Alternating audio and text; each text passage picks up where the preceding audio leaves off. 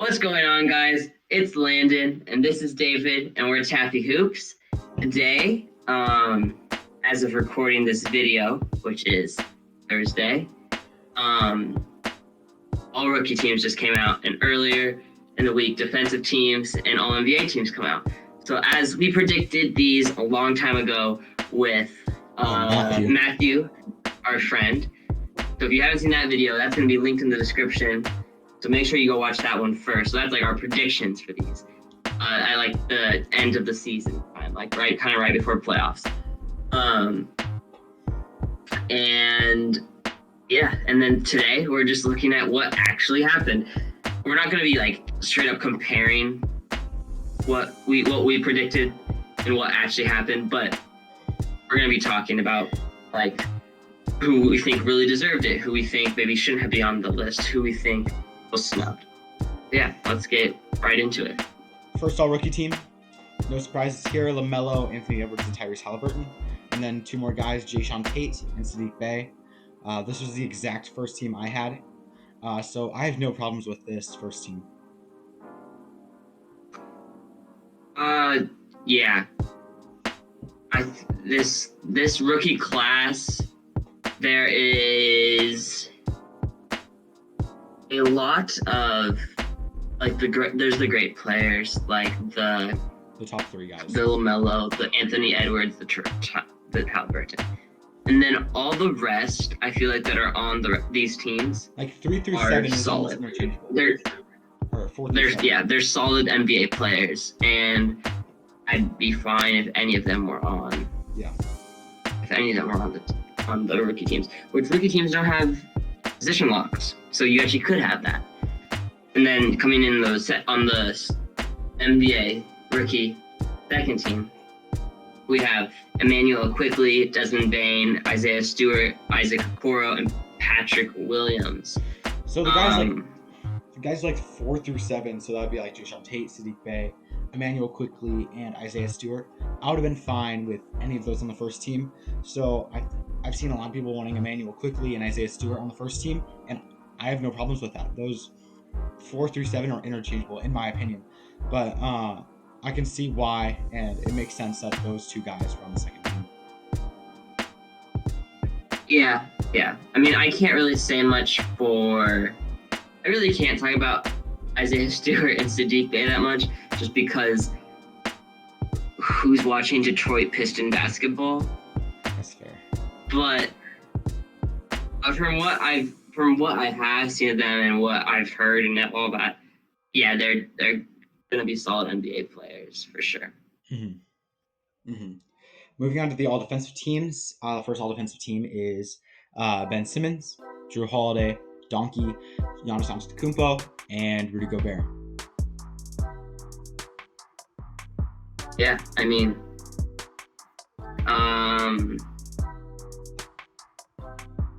it's beautiful. I don't have any complaints. Yeah, same. Maybe I could see a lot of people saying something about Jrue Holiday, but this is something where I think they made the right decision here. I've seen people wanting Jimmy Butler over Jrue Holiday, or even Marcus Smart, who didn't even make the team at all, over Jrue Holiday. But I think, especially with them, him raising the ceiling of that team defensively, he deserves to be on there. Yeah, and Jimmy Butler missed a lot of games this season, which does bring down your case. And Jrue Holiday, just people say he's the best defender in the league. They have been saying that stuff. They've been saying that stuff for years. Yeah. He can obviously, this man can like slow down centers, which is scary. Yeah. When, how tall is he, like 6'3"? Probably. Probably around there. Yeah. 6'3", 6'2", 6'4" range. Yeah, he's amazing. Do you want to talk about the second team? Yes, I do want to talk about the second team. So, first off, we have Bam Adebayo, Jimmy Butler, Joel Embiid. Okay, like sure, he has an MVP case, but Kawhi Leonard, yeah, sure, he may be like locked down and like may not even be human, but And then coming in lastly on the all defensive NBA second team, a sophomore from Washington College, number 22, is coming in at 6'5", from the Philadelphia 76ers. They're starting. No, he's not. Should be starting small forward. They're deserved starting small forward. They're a forward. I think I got everything in there. Matisse Thybulle! That was probably the longest introduction he's ever had.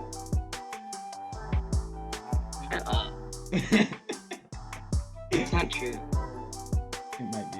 I'm sure he got longer introduction than that. Well, I guess it's probably as long. Just because how much I studied. Yeah. And couldn't think of stuff to say. Yeah. Yeah. Again, solid team.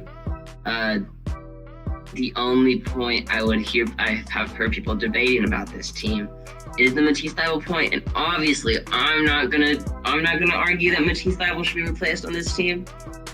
And I think he deserves it. I think he's a top 10 defensive player in the league. Yeah. If you're not going to argue that point, I will. I can see a lot of people saying Marcus Smart. I've seen a lot of people saying Marcus Smart. And the only reason is that Matisse is such a liability offensively that he only has to focus on defense. But that shouldn't be a concern. Yeah, I think one reason people are saying that is because his offensive liabilities have limited his playing time, so he can't be as much of an impact defensively. Matisse? Yes. But he is in the time that he has. Yes, but he can't have more time because I'm saying, yeah, a lot of people are saying that Marcus Smart is doing what Matisse is doing in more time. I'd say Matisse's defense is better than Smart's in the time that he has. But maybe if it was drawn out more, Matisse might not have all the energy to continue that for a full 40 minutes. No, he's the best. I think he deserves it. I think he's one of the best defenders in the league. Therefore, he should be out all defensive team. We're not going into the All NBA teams just yet, but I actually am just now thinking. I think I like having position locks on the defensive team. I hate it so much. You hate it on the defensive teams because going into the All NBA teams. I hate position locks in general. On the All NBA teams, I don't like it. Oh yeah. But on the defensive teams, I think it might be good because otherwise you want to get guards a lot. I could see that, but then make it like 2 guards and 3 front court players because centers is kind of hard to define.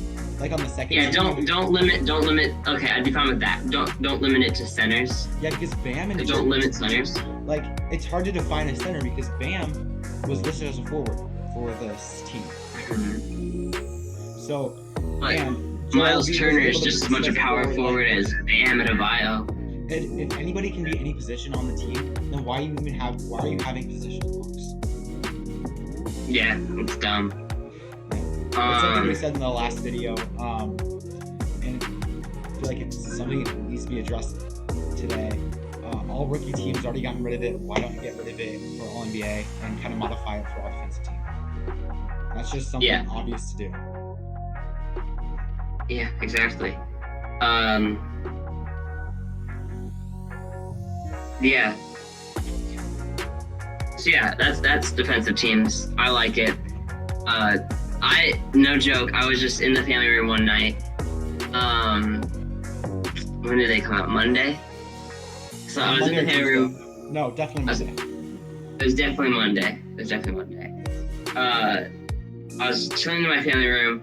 I think my brother, my mom, my dad.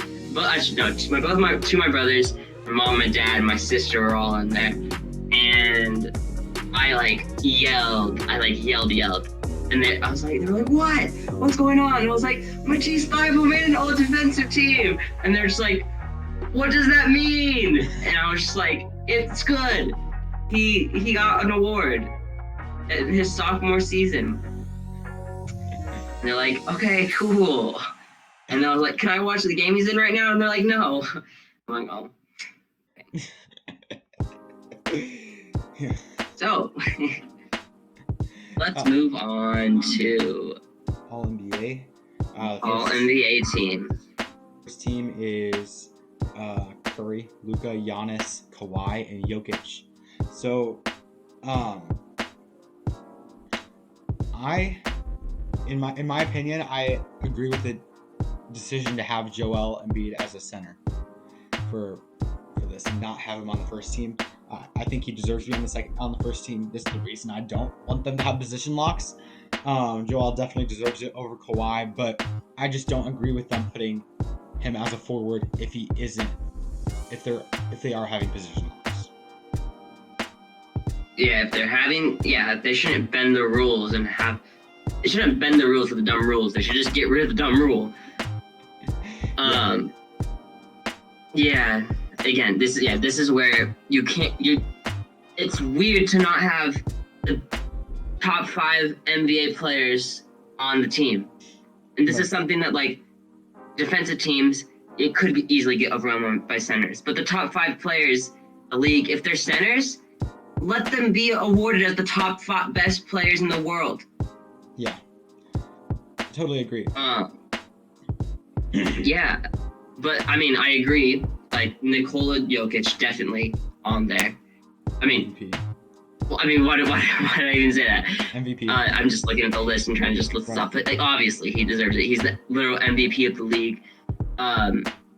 Steph Curry, amazing MVP season, basically, this year. He just didn't get it because of his team success. And that's a whole other story. If their team was the 4 seed, he won MVP. Yeah, again, a whole other story. Yeah. Nikola Jokic, Steph Curry, easily locked. Giannis Antetokounmpo, in my mind, easily locked. He had an MVP season again this year. Voter fatigue. He obviously isn't going to be in the conversation. Does Luka? Yes. Does Luka deserve it above Damian Lillard? Yes. Team success. Does he deserve it above Chris Paul? Yes. Paul, who brought a team to. Yes. Luka's stats are too good, and the team success is too good to not be on there. I know Chris Paul has better team success, but his stats are much worse. I feel like a lot of people think it's even like a stretch to put him on the second team, and I think Luka definitely deserves that second guard spot. Yeah. I normally try to take the spot as a Luka hater, but I think, sure. I think why not? The only thing I could see as a change for this is Joel Embiid over Kawhi, but stupid, don't bend the rules. Just change the rules. I'd put Joel Embiid over Luka as a guard. Yes, but we don't have position. This isn't, again, in the world of no position locks. Okay. So it doesn't matter. If there's no position locks, I replace Kawhi, you replace Luka. Yes, yeah. Okay. So now we're moving. Well, actually, no. In an ideal world, I would want to replace Luka with Matisse. Well, yeah, but. Okay, so. yeah. But someday. So moving on to second team, we have Joel Embiid. I said that almost like Giannis, not even on purpose. LeBron James, Damian Lillard, Chris Paul, and Julius Randle. The weird thing about this being a regular season award, it's really weird to do in the middle of the playoffs. Oh, yeah. Because it does not feel like someone like Julius Randle deserves second team right now. Yeah, because like the way I view Julius Randle before the playoffs is much different than how I view him now. Like, yeah, now he kind of looks like the guy. Like, was he just like he looks like really the most improved player, or was it just kind of a fluke this year? But he deserves. I would say he deserves like the lower half of the second team or higher half of the third team. Yeah. And then we have, of course, Joel Embiid, who we've talked about, deserves first team if that could somehow be possible, but it isn't. So yes, without a doubt, second team. LeBron James is weird to see him on second team. I would have put him on third team. And I could see him on third team, but that feels weird. But just with his little availability this year, yeah, it's hard to know where to put him. It's hard to know where to put him when he only plays like 42 games.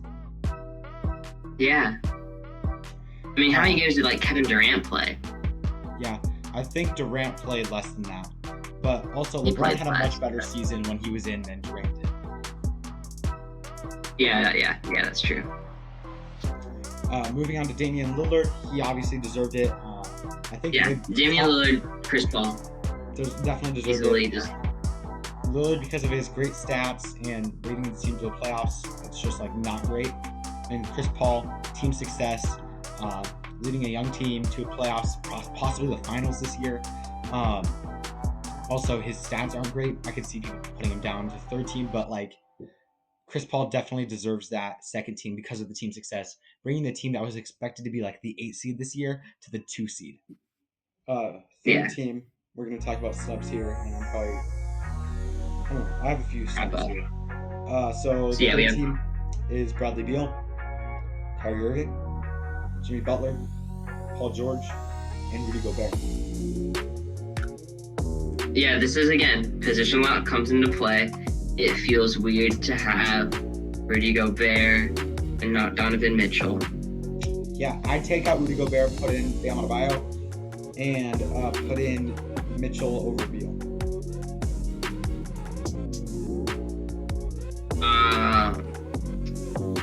I don't think the Heat deserve 2, though. I think they have 2. Do you want to put Tatum over Butler then? Yeah, I think Tatum deserves it. So, what your third team would be? I guess because you have LeBron. It would be. So I'd put Paul George and LeBron. So my third team would be Spida, Kyrie, Jason Tatum, LeBron, and Bam.